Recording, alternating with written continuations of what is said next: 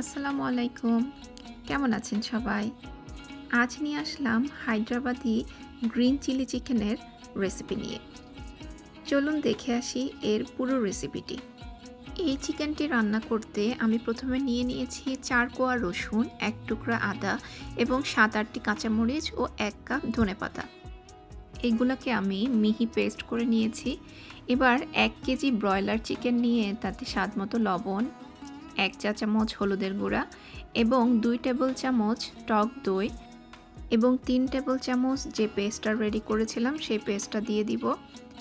এবার সব কিছু একসাথে চিকেনের সাথে ভালো মতো আমি মিশিয়ে নিব।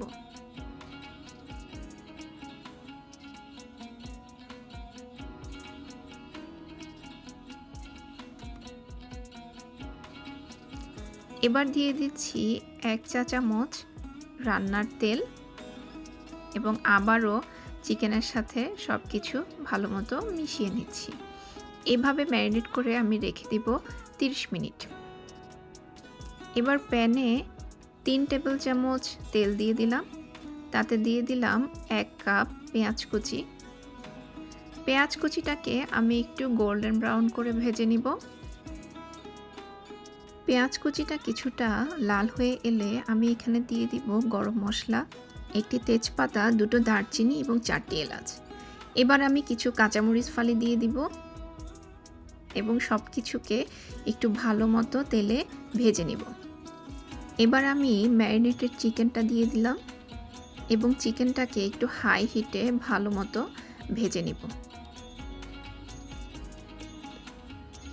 চিকেনটা আমি প্রায় ১০ মিনিট হাই হিটে ভেজে নিয়েছি।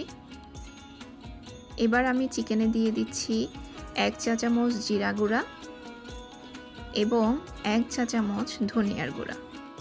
এবার সব কিছু একসাথে ভালো মতো চিকেনের সাথে মিশিয়ে নিচ্ছি। এখানে বলে রাখি চিকেনটাকে খুব ভালো মতো ভেজে নিতে হবে।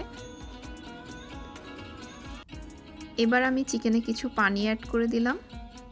এখানে আমি হাফ কাপের মতো পানি দিয়েছি। এবার আমি চিকেনটাকে রান্না করব ২০ মিনিট। চিকেনটা যেহেতু দই দিয়ে ম্যারিনেট করা, চিকেনটা অতিরিক্ত সিদ্ধ করার কোনো দরকার নেই। ২০ মিনিট পরে চিকেনটাতে আমি বাকি মশলাটুকু অ্যাড করে দিব। এবার আমি পুরো মশলাটাকে চিকেনের সাথে ভালো মতো মিশিয়ে নিব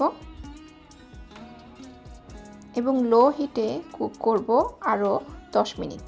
এবার আমি দিয়ে দিচ্ছি হাফ চা চামচ চিনি এবং চিনির সাথে চিকেনটাকে ভালো মতো মিশিয়ে নিচ্ছি। এবার দিয়ে দিচ্ছি হাফ চা চামচ গোলমরিচের গুঁড়া এবং ১ চা চামচ গরম মশলার গুঁড়া। চিকেনটা আর ৫ মিনিটের মতো আমি চুলায় রাখবো, এরপর নামিয়ে নিব। এই চিকেনটা গরম গরম নান কিংবা পোলাও অথবা সাদা ভাতের সাথে কিন্তু বেশ লাগে খেতে। বাসায় ট্রাই করে আমাকে জানাতে কিন্তু ভুলবেন না। ভালো থাকবেন সবাই।